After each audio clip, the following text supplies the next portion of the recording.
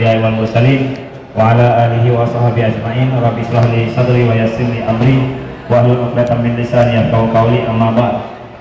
Yang dihormati Ayah Deputi Tetap, yang dihormati Ketua UMNO Sawangan, Timbalan Ketua UMNO Sawangan, Barisan Adanya Pemkuasa Sawangan, Ketua Pergerakan Wanita, Ketua Pergerakan Putri, tuan-tuan, rakan-rakan daripada persatuan belia, pasukan bermotor Felda Air Tawar 2. Jadi di kesempatan pada hari ini saya selaku Ketua Pergerakan Pemuda UMNO Sawangan dan juga pengurusi persatuan belia NDFM Felda Air Tawar 2 dengan ini nak memaklumkan beberapa perkara lah berkenaan dengan situasi politik hari ini di negara kita khususnya dan di Kota Tinggi dan juga di negeri Johor amnya.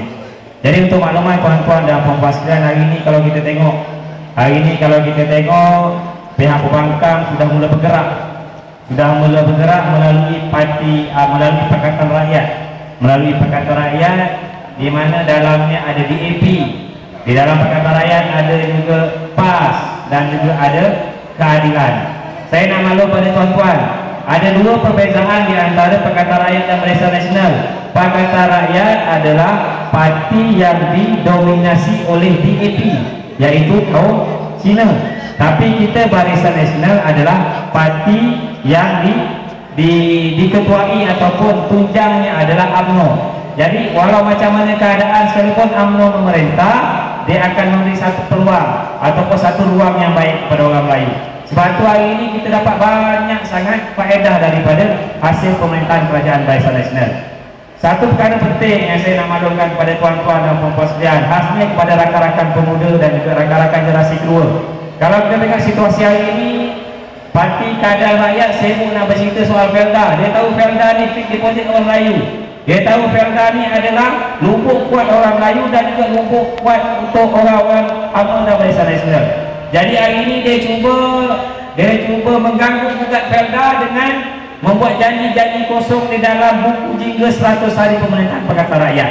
Kalau tuan-tuan dan puan-puan pernah tengok buku jingga ni, perkara yang ke-6, dia kata dia nak bagi tanah PlayStation yang ada pada Felda kepada anak-anak broker. Tuan-tuan dan puan-puan sekalian dan rakan-rakan, kalau kita lah orang nak bagi tanah, siapa tak suka, tapi kena ingat, sebelum kita bersetuju dengan apa yang nak diperkatakan oleh mereka, kita perlu semak apakah Felda PlayStation, apakah sejarah Felda itu sendiri.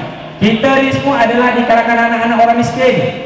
Kalau mak bapak kita dulu orang kaya, kita tak mungkin masuk Felda. Hari ini kita masuk Felda disebabkan oleh mak bapak kita adalah orang susah. Dan dengan sebab kebijaksanaan Felda, hari ini kita orang-orang Felda telah berada di satu tahap yang tinggi berbanding dengan mereka-mereka yang di luar sana.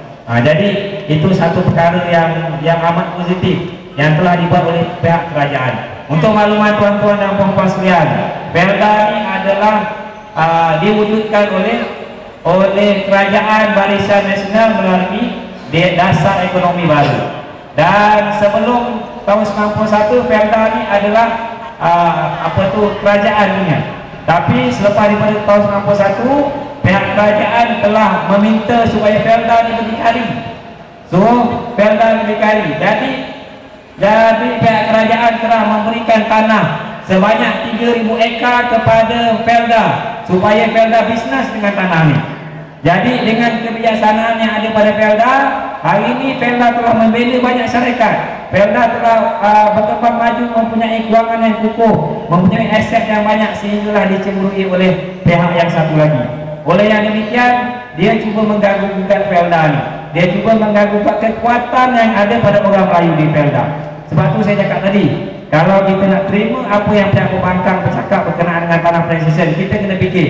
Sebab hari inilah dengan adanya tanah PlayStation, hak-hak ataupun keistimewaan banyak diberikan kepada ibu bapa kita selaku peneroka dan penerokawati. Hari ini peneroka ada banyak bantuan yang diterima, bantuan perubatan, anak-anak belajar ada bantuan, dan tak lupa juga bantuan-bantuan tersebut diberikan kepada kita generasi kedua Felda. Apa yang kita generasi kedua dapat?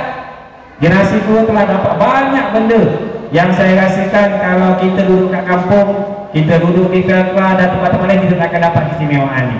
Hari ini kalau kita pergi pejabat Felda, berapa banyak peluang pendidikan diberikan kepada anak-anak broker. Sebab Felda beranggapan dengan pendidikan lah boleh mengubah nasib orang Melayu. Dengan pendidikan lah boleh mengubah nasib kita sebagai komuniti Melayu terbesar di Malaysia ni.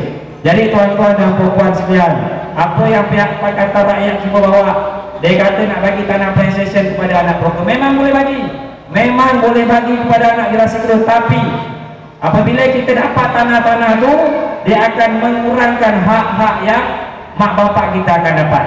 Hari ini mak bapak kita dapat bantuan perumahan, ada bonus dan sebagainya. Jadi kalau kita terima tanah ni, kita setuju dengan apa yang Pakatan Rakyat buat, maksudnya kita menindakkan hak yang ada pada ibu bapa kita. Jadi saya sarankan kepada rakan-rakan saya, adik-adik generasi kedua, pemuda belia, belia wanis, supaya kita sentiasa menanamkan jati diri dalam diri kita ni, kita sayang kepada orang Melayu. Sebab istilah Melayu di Malaysia ni, apabila sebut Melayu dia Islam, apabila sebut Melayu adalah Islam. Oleh itu kita jangan mudah terpesona dengan apa yang dikatakan oleh pihak pembangkang. Sebab kalau PAS kata dengan pemerintah, dia hanya bertanding 69 kursi saja. Tapi daripada 69 kursi yang dia bertanding itu, 3 dia bagi kepada orang bukan Melayu. Sedangkan keseluruhan kursi parlimen adalah sebanyak 222. Kalau 69 PAS solid menang sekalipun dia belum memerintah. Kalau kita UMNO pula dalam Barisan Nasional, UMNO bertanding sebanyak 117 kursi. Kalau parti-parti komponen tak menang, UMNO menang sahaja sekalipun, kita dah boleh memerintah. Tapi itulah cantiknya kontrak sosial yang telah dibuat oleh pihak kerajaan sebelum kita nak mencapai kemerdekaan dahulu. Jadi saya banyak nak bercakap soal orang muda lah. Rakan-rakan saya dalam pemuda, rakan-rakan saya dalam belia, rakan-rakan saya dalam belia wanis, putri. Jadi kita hari ini, dulu mak bapak kita dah mewariskan kita sesuatu yang baik sehingga hari ini. Kita hari ini belum tentu lagi dapat mewariskan sesuatu yang baik kepada anak dan cucu cicit kita.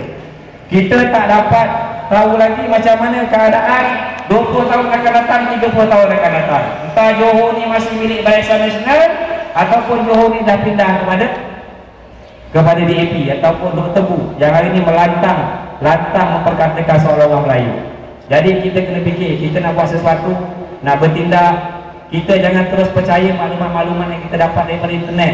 Kadang-kadang maklumat yang dapat daripada internet itu bukan betul pun, saja dia buat provokasi. Saya tahu kat sini ramai yang nak cari orang muda yang baca surat khabar susah. Biasanya dia suka melayani internet, tengok Facebook, dengan ada Facebook dia tengok blog, Twitter dan sebagainya. Jadi jangan mudah terpedaya lah dengan apa yang cuba dirangkakan oleh Pakatan Rakyat yang diketuai oleh DAP. Jadi rakan-rakan pemuda, rakan-rakan belia, sebab tu hari ini saya bawa ramai pemuda-pemuda daripada pasukan bermotor untuk kita gerakkan pada pilihan raya yang akan datang. Jadi saya rasa hari ini satu semangat baru bagi saya apabila saya bercakap berhadapan dengan rakan-rakan pemuda sendiri. Sebelum ni kalau mesyuarat UMNO Cawangan, sebelum ni kalau mesyuarat belia dan sebagainya, susah kita nak berjumpa dengan orang muda yang ramai untuk hadir dalam mesyuarat. Sebab Johor ni kita tak pernah rasa terdekat. Kalau tanya kawan-kawan di Selangor, kawan-kawan di Pulau Pinang, hari ni mereka semua rasa perik. Macam mana duduk dalam pemerintahan Lim Guang Eng, macam mana duduk di bawah pemerintahan Khalid Ibrahim. Dia hanya menteri besar yang diremote oleh DAP.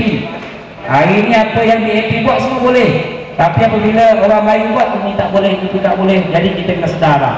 Kita kena sedar sebagai orang muda, kita jangan tidak memikirkan soal bangsa, jangan tidak memikirkan soal agama. Sebab saya ingat apa yang Ketua UMNO Cawangan selalu cakap sebelum ni, hari ini orang Melayu belum mampu hidup tanpa kuasa politik UMNO. Saya ulang ni sekali, hari ini orang Melayu belum mampu hidup tanpa kuasa politik UMNO.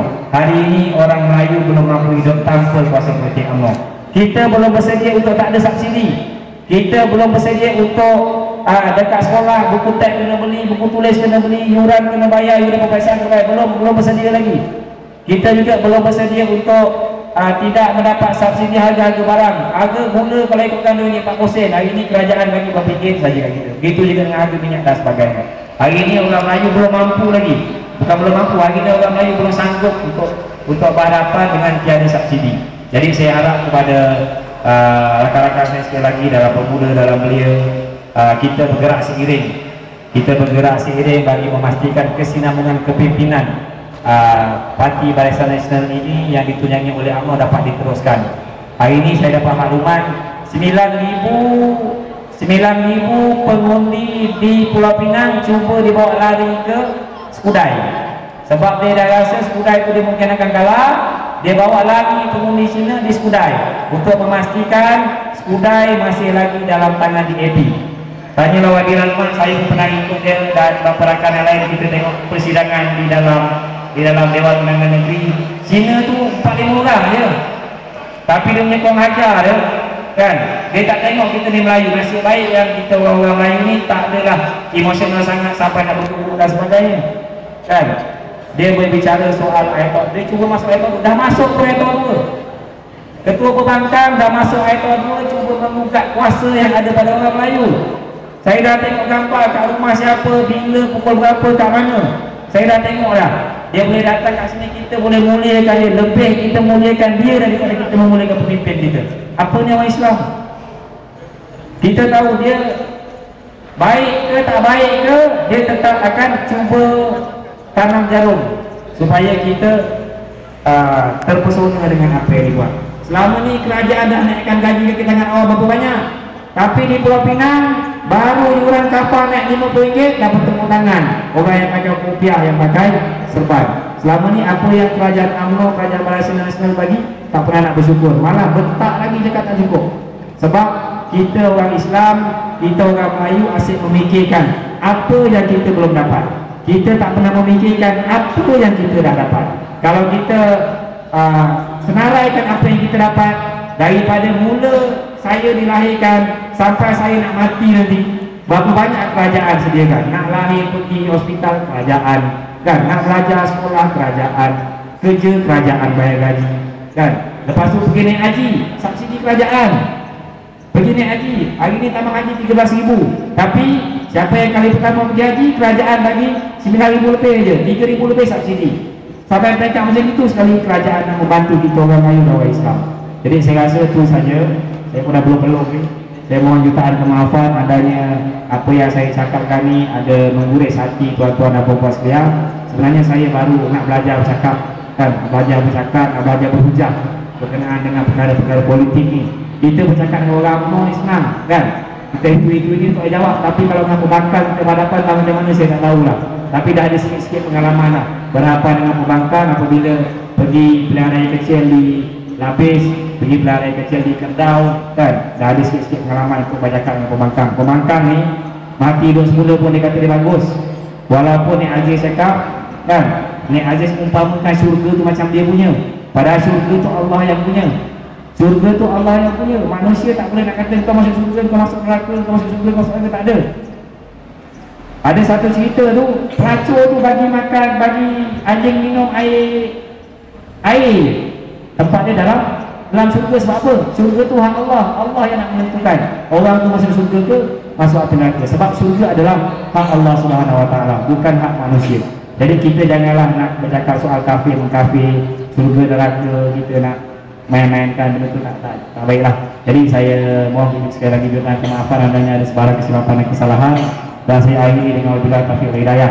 Assalamualaikum warahmatullahi taala wabarakatuh.